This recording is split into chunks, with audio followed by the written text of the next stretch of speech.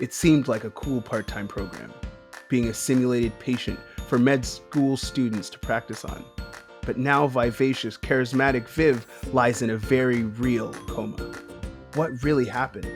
Each student has a reason why they can't tell the truth. Tell Me When You Feel Something is Vicki Grant's latest thriller. She is the author of 17 books that consistently garner international recognition. Vicki is here to give us the inside story of how this story came to be. Hi, I'm Vicki Grant. I'm delighted to be back here at Telling Tales Festival to talk to you about my new YA thriller. It's called Tell Me When You Feel Something. It's a darkish, a little bit funny-ish YA thriller that's set in a medical school.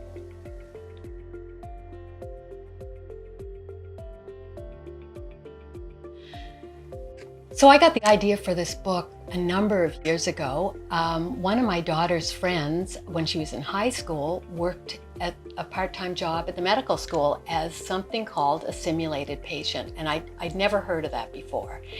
And it turns out med students, nursing students, they need to practice before they get sent out into the real world.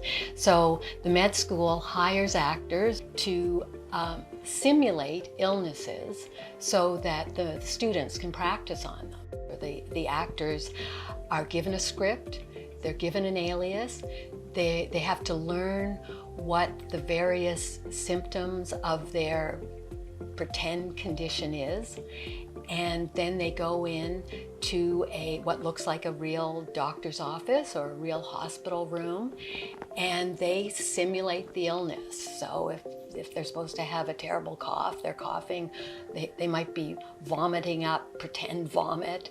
They could have jaundice, they could have some mental condition, and they would have to know how to simulate that.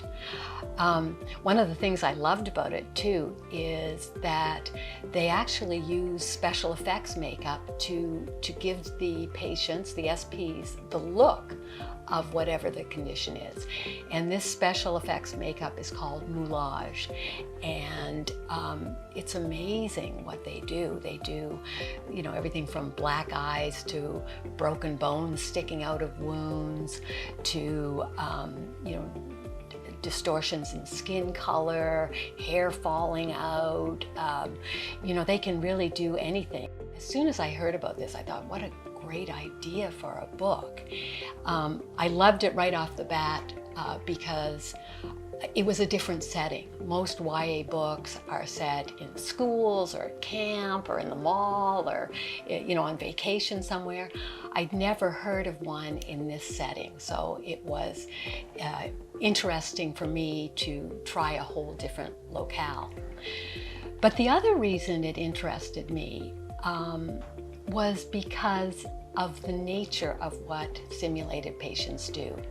SPs, as they're sometimes called, have to pretend to be something they aren't.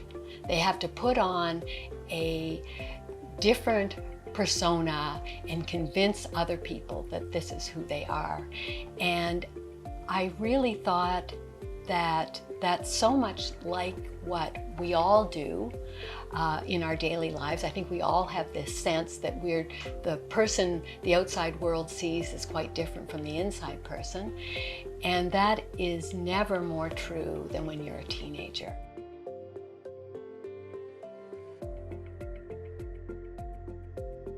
So in the book, the main character is a girl named Vivian Braithwaite.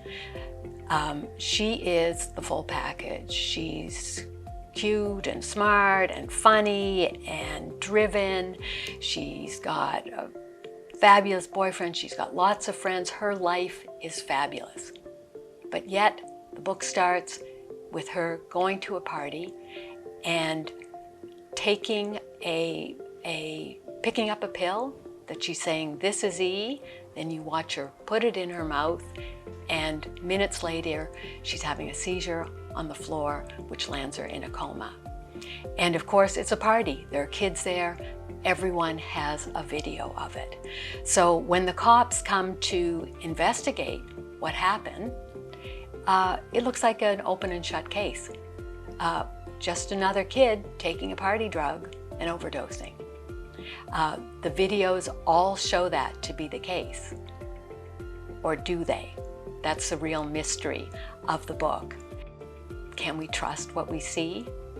Or do we trust what we know? And what do we do when they don't line up?